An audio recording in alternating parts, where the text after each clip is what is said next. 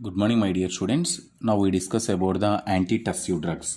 So, antitussive drugs these drugs are useful for the treatment of the respiratory disorders. Useful in the respiratory disorders. So, these drugs are used in the treatment of cough. The antitussive drugs are useful in the treatment of cough. Treatment of cough.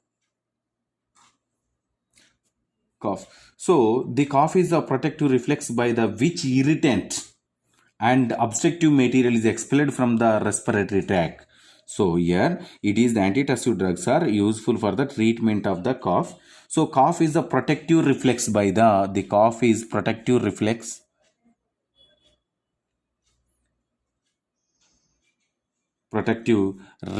by it is a protective reflex by which an irritant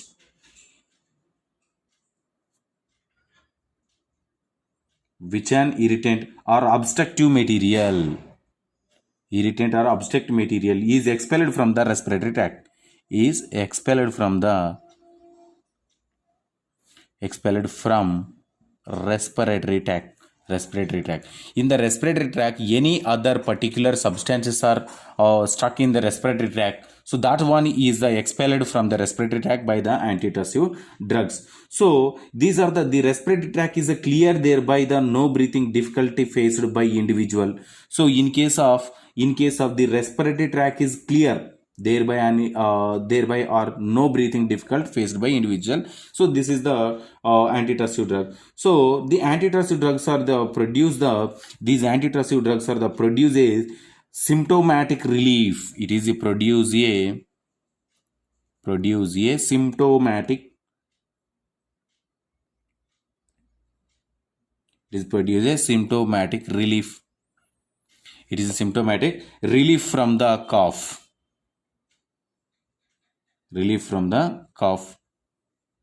Symptomatic relief from the cough by the antitussive drugs. So the antitussive drugs are the useful for the treatment of the cough, and it produced a symptomatic relief from the cough. So in here, this particular antitussive medicine should used to only for unproductive cough. And here the antitussive drugs are classified into several types. It is classified into several types. What are there? Number one is the pharyngeal demiculants.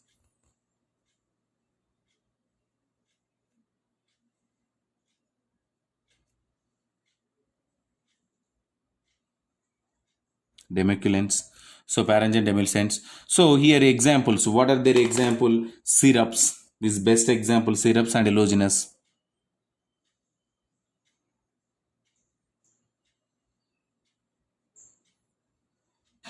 Syrups and lozenges. And the next one classification is the opioids. Next one is the opioids. What is the examples of this opioid drug? Codeine and polocodeine.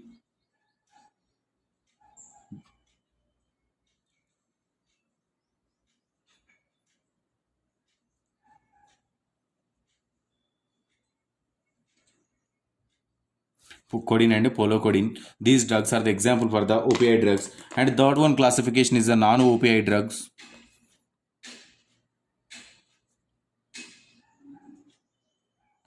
Non-opioid drugs. So the non-opioid drugs is example is nascopine,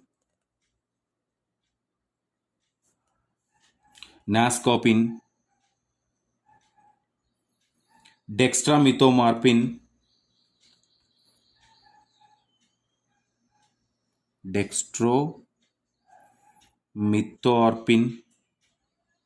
dextromethorphan, and the next one chloropenadiol. These two examples is enough. And the next one, these are the three classifications. So in here, this first one classification, so pharyngeal demulcents, these are the syrups, using the syrups for the treatment of the cough, only. Different types of syrups are available in our body, available in our market. So this is the treatment only with the syrups. And the next one, what about the codeine drug? This one drug, codeine drugs.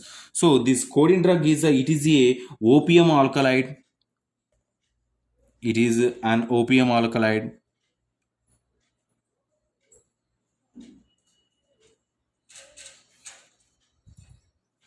It is an opium alkaloid. And the next one, the it is a similar to the morphine drug. It is similar to the morphine,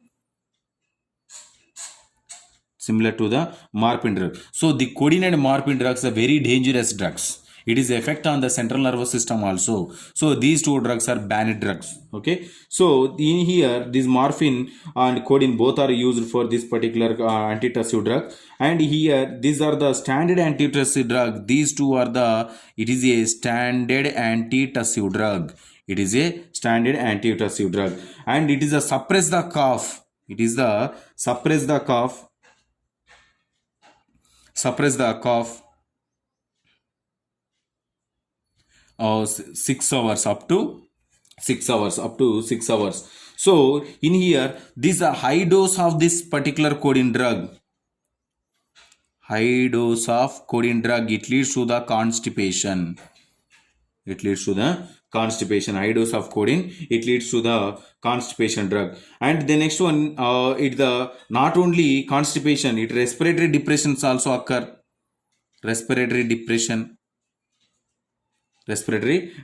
also occur these drugs. So these drugs are this particular drowsiness also occur in our body. So drowsiness, what is the dose of this particular drug? Dose, so the dose is codeine drugs dose is a 10 to 60 mg per a day. This is a dose, a common dose. But what is the adult dose? Adult dose is the 10 to 30 mg, 10 to 30 mg. And children dose is the adult dose is a 10 to 30 mg. Children dose is the, what is the children dose? Just 2.5 to 5 mg. 2.5 to 5 mg only. So per a day. So this is about this particular drug. So non-opioid drug. And the next one drug is the next one drug is this particular non-opioid drugs. So in non-opioid drugs, what are they? Non-opioid drugs. So the non-opioid drugs is the non-opioid drugs. So what are they non-opioid? The different. This is the these drugs are the. It is a opium alkaloid. It is an opium alkaloid.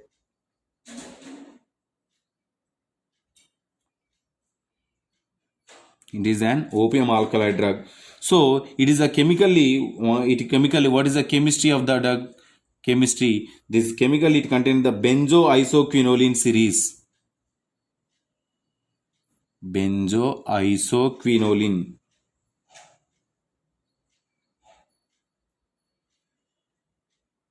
Benzoisoquinoline series. And the next one, these drugs are the, it is used for the, it is the particular depress the cough,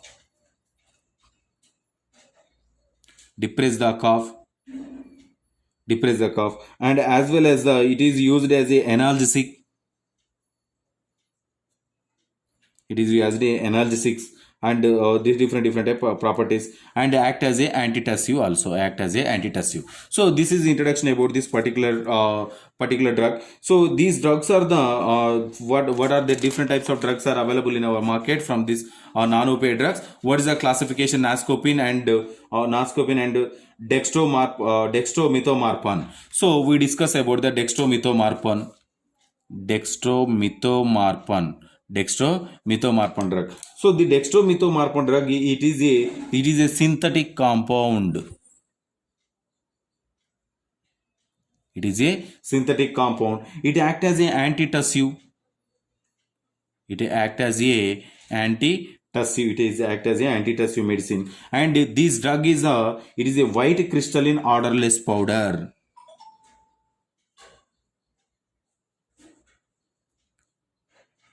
Odorless powder, like a salt. It is a white crystalline odorless powder. These are the soluble in water. These are the soluble in water. So these drugs is what is the dose of this particular drug? What is the dose? So adult dose is what is the adult dose? Adult dose is a 15 mg to 30 mg. It divided into 3 doses. And the next one, what is the children dose? Children dose is a 7.5 to 15 mg per a day 3 times.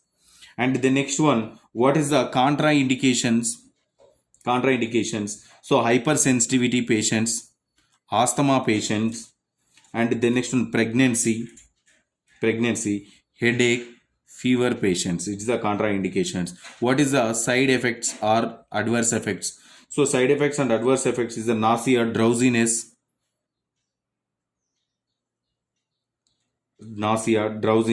and the next one, sometimes it produces the vomiting and headache also. So then this is the side effects. And what is the pharmacokinetics? So pharmacokinetics, it is administered through orally.